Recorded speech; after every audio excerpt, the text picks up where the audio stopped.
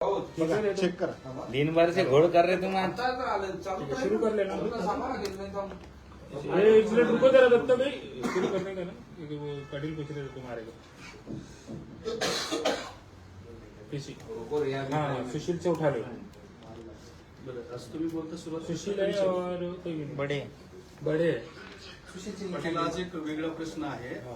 सर्वोच्च न्यायालयाचे जे मुख्य न्यायाधीश आहेत, हो रुको दत्ता भाई, एका व्यक्तीने चप्पल फेकून मारला। अरे मेरे यूज करना जगह नहीं मेरे कार्ड में। रुको लाइट चलेगी 5 मिनट रुको। प्रश्न लाईटला पण आवडला नहीं आज दिवस आज शुरुआती में खराब करे। त्यांना चप्पल फेकून मारल्याची घटना घडली आहे। त्या घटनेचा सगळीकडून निषेध व्हायला लागला आहे। तुमचं काय मत आहे? और रुक पाटील रुको थांबा हो।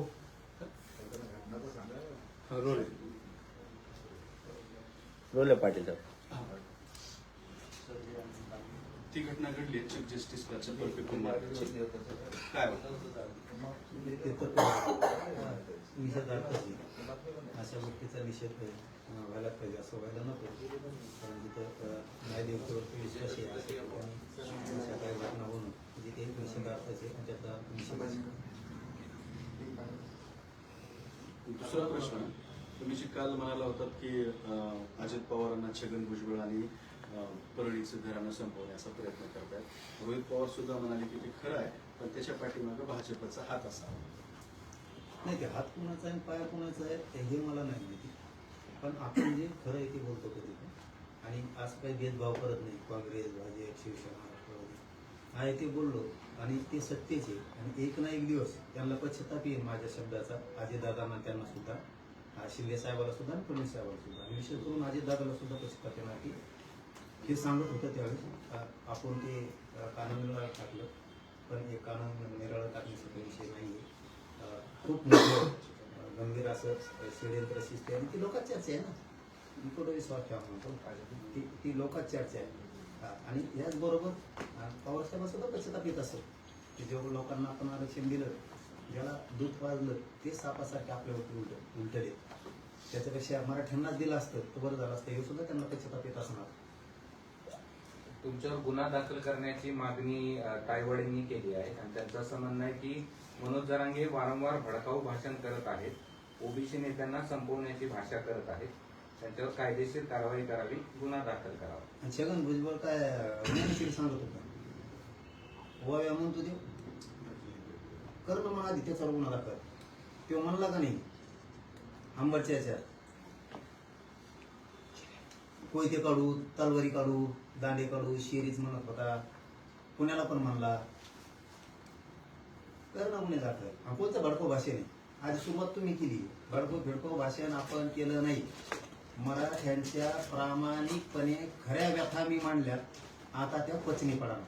यांनी मराठ्याला धरून आयुष्यभर गुप्त पद्धतीनं मराठ्यांवरती अन्याय केलाय, मराठ्यांना त्रास दिलाय, जातीवाद यांच्या डोक्यात होता. म्हणूनच यांनी मला वाटतं 90च्या दशकात किंवा 80च्या दशकात माधव पॅटर्न आणला होता. यांना आतून मराठ्यांना संपवायचंय, हो पण यांच्या धमक नाही म्हणून हे आतून काड्या करते आणि संपवते. ते फक्त खऱ्या व्यथा मी बोलतोय, पहिले कोणी बोलत नव्हतं. हे मराठ्यावर हमेशा अन्याय करायची कोणत्या ना कोणत्या रूपाने, फक्त कळून देत नव्हते. आता फक्त मी जाहीर सांगितलं अरे असं बोलते, असं करते, आणि यांना विरोध करत नव्हतं कोणी. मी जाहीर अंगावरती घेतो यांना, कारण अन्याय करणाऱ्याला अंगावरच घ्यावं लागतं, अन्याय करणाऱ्याचा विरोधच करावा लागतो, तरच संपतं. छत्रपती शिवरायांनी, वीर महाराणा प्रतापांनी हे शत्रू मोडून काढले, तोडून काढले, कापून काढले. असं अन्यायाच्या विरोधात लढावंच लागतं. मग त्या भगतसिंग असतील, ते स्वातंत्र्य सैनिक असतील, सगळे आपले बॉर्डरवरचे फौजी असतील, अन्यायाच्या विरोधात लढावंच लागतं. तसं मी फक्त माझ्या समाजावर 60-70 वर्षापासून अन्याय होतो, जो कोणी बोलून दाखवत नव्हतं, मी बोलून दाखवलं. लोक सहन करायचे, मी म्हणतो सहन नाही करायचे, कोणावर अन्याय करायचा नाही. ते पुढे असंही म्हणतात की जर ओबीसीच्या नेत्यावरून गुन्हे दाखल सरकार करत असेल तर सरकार भेदभाव का करते? भेदभाव कुठं करते? तायवाडे म्हणणं आहे की ओबीसीच्या नेत्यांवर गुन्हे दाखल केले जातात, तुमच्यावर का नाही? तुम्ही वागतच तसे. आतापर्यंत तुम्ही जाती तीळ ओबीसीच्या नेत्याला करायची गरज नाही. एक ओबीसीचे नेते नाही, तुम्हाला क्लिअर सांगतो, हे जातीचे आहेत आणि ठराविक थोडे. थोड्या जातीची लाभार्थी टोळीची ही जातीचे पूर्ण जाती सुद्धा नेते नाही. आणि जसं मी म्हणायला लागलो ना 8 दिवसापासून ही जातीचे नेते नाही, ओबीसीचे नेते नाही, ती मला म्हणाले आता जसं आम्ही म्हणतो का तसंच म्हणते ती छगन भुजबळ. मागं केव्हापासून त्याला शेपूट धरून त्याला सवय लागली काय माहिती. हा मोर्चा काढला की ती मोर्चा काढणार, म्हणजे ही जी सवय नाही ह्यो जातीय तेढ यांनी निर्माण केला म्हणून यांच्या गुन्ह्यात होणार दाखल होणारच ना. आम्ही केला का? आम्ही काय बोललो का आधी? गॅजेट विषयी कोण बोललं? मराठ्यांच्या अवलादी विषयी कोण बोललं? तुम्ही. आमचं शांततेत आंदोलन अंतराळी सुरू आहे. प्रश्न भाऊ तुम्ही आंबडला येऊन शिया दिल्या, तुम्ही आंबडला येऊन तलवारी काढायच्या भाषा केल्या, सुरुवात कोणी केली? आमचा काय दोष? मी बघा मी माझ्या मराठ्याला सांगतो आणि पत्रकार परिषदेच्या माध्यमातून सगळ्या राज्याला सांगतो, माय बापा मी अगोदर कधीही कोणाला बोललेलो नाही. मी हे बोलल्याच्या नंतर बोललेलो आहे आणि बोलले मी सोडणार नाही, मी बोलणार. कारण माझ्या समाजावर कोणी अन्याय केला मी सहन करू शकत नाही आणि मराठ्यांनी सुद्धा इथून पुढं करायचं नाही. काय मतदानासाठी मार खायचा का खाली माना घालून जागायचं काय? काही गरज नाही मताची. तुला मतदानच नको म्हणा आम्हाला. एवढीशी टोळी ती लाभार्थी टोळी परळीची. तर तायवाडे हे बी म्हणतात की मी काय भाटे घासत बसलो नाही, मी ओबीसी नेत्याच्या पाठीशी उभा राहील. आणि तुम्हाला कोण म्हणलं खाली बस? उगाच राहा म्हणा.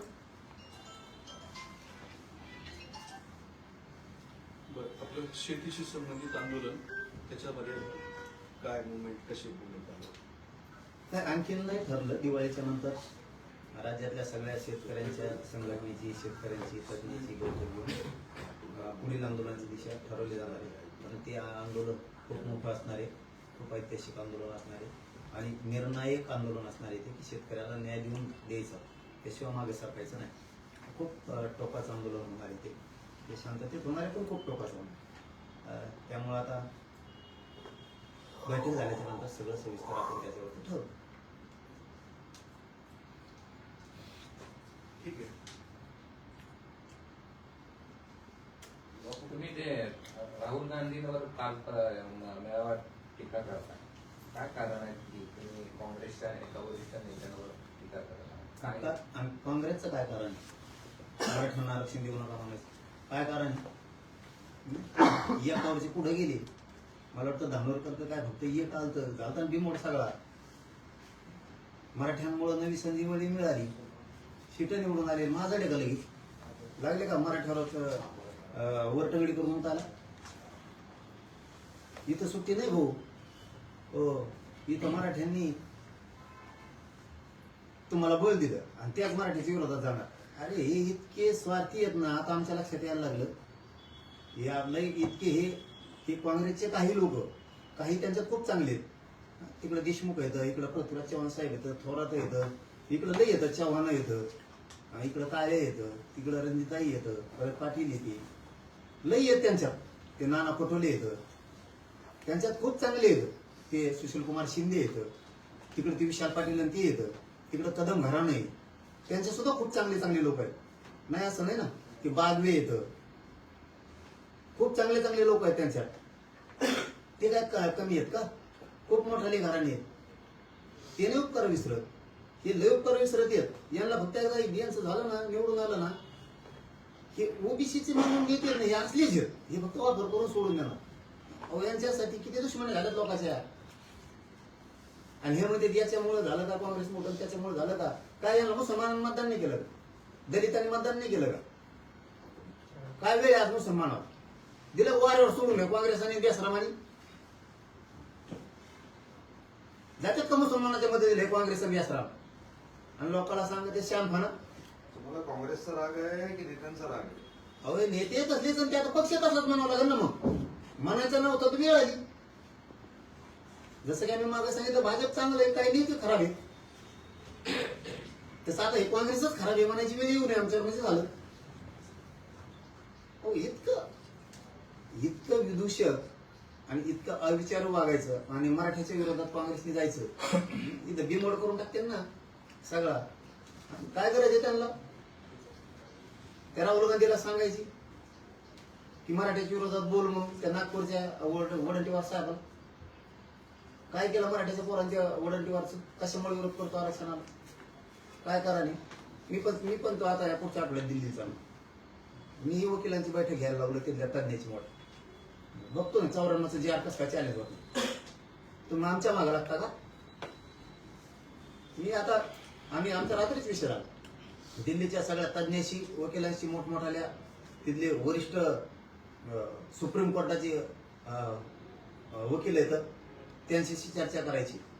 मुंबईतल्या सुद्धा ज्येष्ठ जेवढे नामवंत वकील आहेत त्यांच्याशी पण चर्चा करायची वरिष्ठांशी. 94चा जे 50% वर गेले 2% आरक्षण चॅलेंज करायचं. तुम्ही आमचं वाटोळ करायला निघाला म्हणलं मी बी सोडित नाही तुम्हाला होऊ द्या काय व्हायचं म्हणजे तुम्ही सरळ मराठीच्या अंगावर यायला लागलं वाटोळ करायला लागला. मी आता सुट्टी झाली बहुतेक मी उद्या सुट्टी घेणारच लगेच मी 2-4 दिवसात ठरवणार आहे. दिल्लीच्या मी सगळ्यात तिथं प्रत्यक्ष जाऊन त्यांच्याशी बैठक घेऊन चर्चा करून मी सुद्धा सुरू करणार आहे. आता आमच्या मागे घेण्यानेच 7.5 लावता आमचं खरं असू आमच्या जे आरच्या विरोधात कोर्टात गेला आहे का नाही. आम्ही गेलो तुमच्या विरोधात कोर्टात कधी आमचा नुसता हैदराबादचा गॅझेटियरचा जे आर निघाला तर तुम्ही लगेच चॅलेंज केला. इतकी वाईट नीती आहे तुमची मराठ्यांविषयी. ते मराठ्यांपुढे पुरे उघडे पडले जातात हे नीती. हे मराठ्यांच्या विरोधात हे यांना मराठ्यांचं कल्याण होऊ वाटत नाही मोठं होऊ वाटत नाही. मराठ्यांच्या पोरांचं वाटोळ व्हावं इतकी नीच विचाराचे हे लोक आहेत मराठ्यांच्या लक्षात आले. सुरुवात तुम्ही केली मी नाही केली. तुम्ही 3दा चॅलेंज केलं आमचं. एकदा नारायण राणे साहेबांनी दिलेलं 16% चॅलेंज केलं. गायकवाड कमिशनने दिलं 13% चॅलेंज केलं. आता 10% दिलेले ती बी चॅलेंज केलं. हा आम्ही तुमचं काही चॅलेंज केलं का?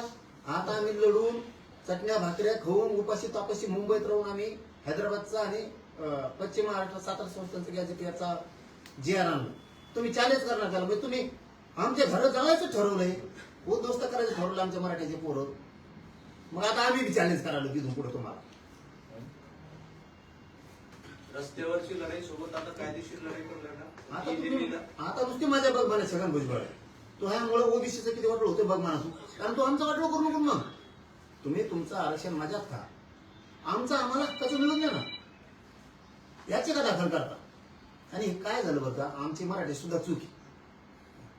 जातीवाद नको जातीवाद नको जातीवाद नको जातीवाद नको आपल्या आपल्यात काही नको. अरे पण नुसते आपण एकटेच म्हणतो ना ते कुठं म्हणतेत. त्यांनी पण म्हणलं पाहिजे ना मराठा ओबीसी आपण सामंजस्य राहिलं पाहिजे. आपण एकटेच म्हणतो. उदाहरणार्थ आपण एखाद्याला आपला पाहुणा म्हणतो.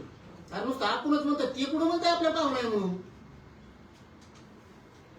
तसं आपण हमेशा सोडू द्यायचं लागलं वाटलं व्हायला आमचं की ते हाल झाले 10% आरक्षण 13% आरक्षण रद्द झालं. ऍडमिशन लाखाने ऍडमिशन रद्द झाली. याचा काही विचार करायचा नाही समाजाला. आणि काय विचार करायचा आणि आमचे काही लोक म्हणजे नको काय बोलायचं त्यांच्या विरोधात काय बोलायचं होतं. फाशी देतो पोरं मग आपली ह्या म्हणा पोराला फाशी औषध ही भूमिका चांगली नाहीये. म्हणून आता ना हे कोर्टात गेले ना आमची नुसती वाट बघायची कोर्टाचा निकाल काय करतो कोर्टाचा निकाल कसा येतोय कोर्टाच्या निकालाचं काय नुसतं बघायचं. मराठ्यांचे आमचे बांधव बघायची भूमिका घ्यायची की त्यांनी चॅलेंज केलं काय करतोय कोर्ट बघू. हा कोर्टाने उडीलं की बसले रडत त्यांचं काही घेत यांचा उडा ना आपलं उडणार ना यांचा उडायचं ठेवायचं नाही यांचं. आता हे ठेपेल नसता आमचं तुम्ही चॅलेंज करू नका आम्ही तुमचं चॅलेंज करीत नाही. प्रत्येकाचं भांड्याचं घर आहे काचाचं घर आहे फुटतच असतं ध्यानात ठेवा. तुम्ही काय लई पक्का आरक्षण नाही तुमचं. हे 16% आरक्षण दिलेलं आहे त्यावेळेस हे आरक्षण 100% उडत आहे. आणि त्याची तयारी आम्ही सुद्धा फुल करतो. आता लागू दे काय लागायचं आम्ही तयारी केली. तुम्ही आमचा हैदराबादचा चॅलेंज केला जे आर. आता आम्ही तुमचा चॅलेंज करणार.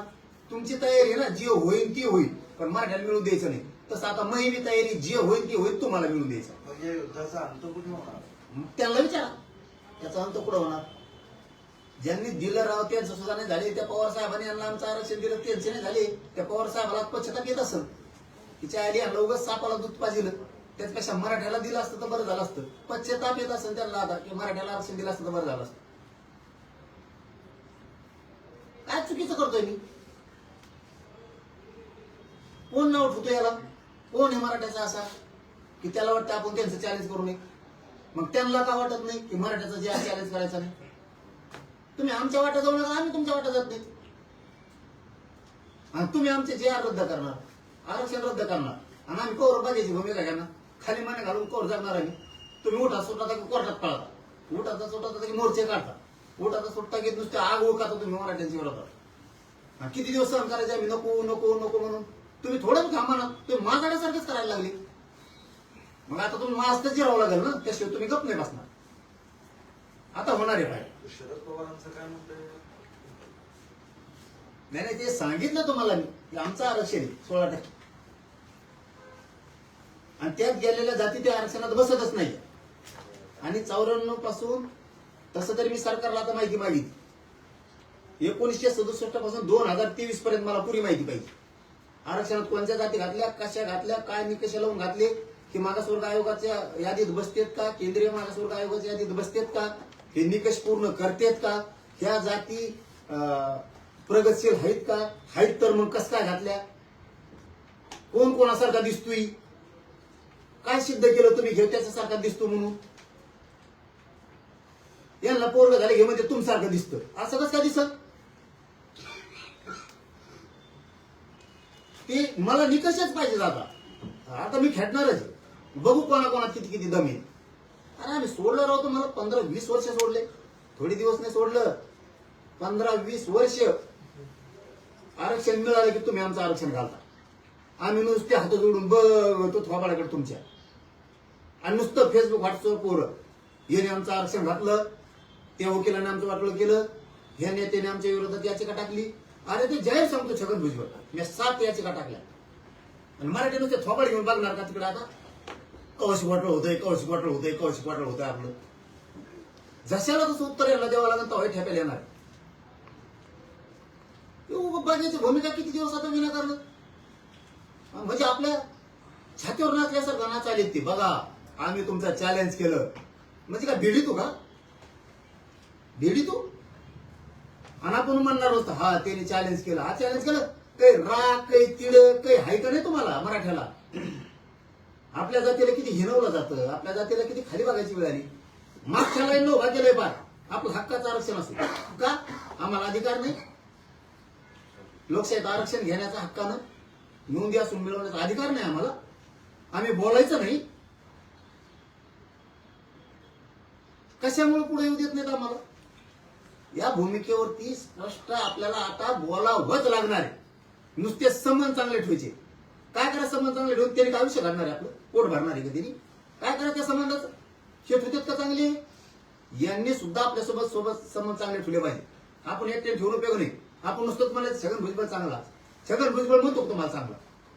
तुमच्या लेकराचं उभं वाटलं व्हावं ते काम करतो. हा आता जशाला तसं मराठ्याला कडवट कणखर वाढवाच लागणार. त्याच्याशिवाय आपल्या पुढच्या पिढ्या नीट जगणार नाही. आता यांचे सगळ्यांचे रंग मराठ्या पुढे उघडे पडले. कोणत्या पक्षाचा नेता, कोणत्या जातीचा नेता आपल्या विरोधात जातोय त्याला इथून पुढं राजकीय संपवायचंच. वेळेवर दया माया करायची नाही. इतकं जातवान मराठ्यांनी वागायचा. इथून पुढे म्हणले पाहिजे प्रत्येक नेता ओबीसीचा किंवा त्यांच्या जातीचा मराठ्यांच्या विरोधात जायचं नाही. 7 पिढ्या झाला आमचं घर संपलंय मराठ्याच्या नादी लागल्यामुळे. एवढा धाक बसला पाहिजे. पर्याय नाही मराठ्यांनो, पर्याय नाही. धाक बसावंच लागल. मराठ्याच्या विरोधात गरळ ओकणारे, मराठ्यांचं हमेशा वाटोळं झालं पाहिजे हे स्वप्न बघणारा ओबीसीचा किंवा त्या जातीचा नेता, त्या जातीचा नेता संपावाच लागणारे. ज्यावेळी शिवमॅशेत पुढे जाईल 7 पिढ्या झाल्या आमच्या घराचं वाटोळ झालं मराठ्यांची वाटोळ नादी लागल्यामुळं, आयुष्यात सुद्धा ते आडवं येणार नाही. हे पावलं उचलावं लागते. मी पुन्हा सांगतो, मी चूक करत नाही. त्यांनी सुरुवात केल्यावर मी करतो. फक्त इथून मागं मराठ्यांनी त्यांना जिथं तिथं थांबवायला पाहिजे होतं, जिथं तिथं फुट्या ठोकायला पाहिजे होते. ते जर कोर्टात गेले तर मराठ्यांनी जायला पाहिजे होतं. म्हणजे त्यांना इतकं माझं मस्ती आली नसती. आपण प्रत्येक वेळेस कोर्टात येऊन सोडून दिलं आणि मग सरकार म्हणायचं आम्ही टिकितो, पुन्हा आम्ही वकील लावतो आणि मग आपण आशयावर जगायचं. असल्या भानगडीत जगायचं नाही. इथून पुढे समोरच्याची ओबीसीच्या नेत्याची जशी कृती असेल तशी इथून पुढे मराठ्यांनी कृती करायची. ही कृती खरं तर आमच्या आधीच्या मराठ्यांच्या नेत्यांनी करायला पाहिजे होती. मराठ्यांच्या समन्वय किंवा जे अभ्यासक असतील त्यांनी करायला पाहिजे होती. जशाला तसं खेटायचं तेव्हा आज मराठीवर ही वाईट वेळ आली नसती. आता इथून पुढे तरी मराठी शान आपल्या गावातला आपल्या विरोधात कोण जातोय याच्यावर बारीक ध्यान ठेवायचं. आपल्या तालुक्यातला आपल्या विरोधात कोणत्या जातीचा नेता जातोय याच्यावर बारीक ध्यान ठेवायचं, इसरायचं नाही आणि राजकीय खात्मा त्याचा करायचा. तेव्हा ते म्हणून मराठ्याच्या नादी लागल्यावर उभी राख रांगोळी होती, आता लागायचं नाही. तसंच आरक्षणाच्या बद्दल, मराठ्यांच्या योजनाच्या बद्दल, मराठ्यांच्या जातीच्या बद्दल, मराठ्यांच्या नेत्याच्या बद्दल कोण वाईट बोलतो त्याला सुद्धा इथून पुढे जशाला तसं उत्तर द्यायचं. तो कोर्टात गेला आपण कोर्टात जायचं. त्यांनी मोर्चे मराठ्याच्या विरोधात काढले, आपण बी त्यांच्या आरक्षणाच्या विरोधात काढायचा. त्यांना मिळू नये म्हणून आपण म्हणायचं. तेव्हा हे म्हणते आता मराठ्याच्या नादी लागायचं नको, हे मराठ्यांनी समजून घ्या. तेव्हा आपल्या पिढ्या जगतात आणि आपल्याला कोणाची गरज नाही. आपण एकटेच 50-55% काही करीत नाही आपलं कोणी. हो, काय कोणाचं तिथं गरज नाही. कसं काम करा शेतात आणि मराठ्यांनी कष्ट करून कष्ट काम. 10-5 रुपयासाठी त्या 15 दिवसाच्या निवडणुकीसाठी कोणाच्या मागं मागं हिंडायचं, कोणाच्या सभाला जायचं नाही, कोणाच्या प्रचाराला जायचं नाही आणि कोणाला मोजायचं नाही आणि कोणाला मतदान मागायचं नाही. त्या टोळीचं तर मतदानच घेऊ नका. त्याला म्हणा तुम्ही मतदानच करू नका आम्हाला, तुम्ही नकोच आम्हाला. तू ज्याला करत त्याला कर म्हणा, चल तिकडं. 3-3, 5-5, 10-10 हजार मतदान आहे त्यांचं एका मतदारसंघात. तेवढ्यासाठी पळते त्यांच्या मागे भिकाऱ्यासारख्या मराठीचे नेते. तो मतदान नको म्हणा, भूत आला जातील दुसऱ्या घरा 1000 जाती आहे. आरक्षणात जर 450 तास हजेरी असतात. धन्यवाद. धन्यवाद. धन्यवाद. थँक्यू. पाठवायचे नाही तर ठीक आहे.